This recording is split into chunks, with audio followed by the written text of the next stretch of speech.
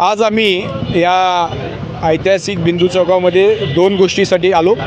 एक तर महाराष्ट्रात असणारी अफजल खानाची कबर जी इतके वर्ष वेगवेगळे आंदोलक वेगवेगळे हिंदुत्ववादी संघटना आंदोलन करत होती, ती कालच्या दिवशी म्हणजे ज्या दिवशी छत्रपती शिवाजी महाराजांनी अफजल खानाचा वध केला त्याच दिवशी ही महाराष्ट्रात जी कबर होती ती महाराष्ट्राच्या सरकारनं काढली, ह्याचा आनंद उत्सव करण्यासाठी एकतर इथं आम्ही आलो।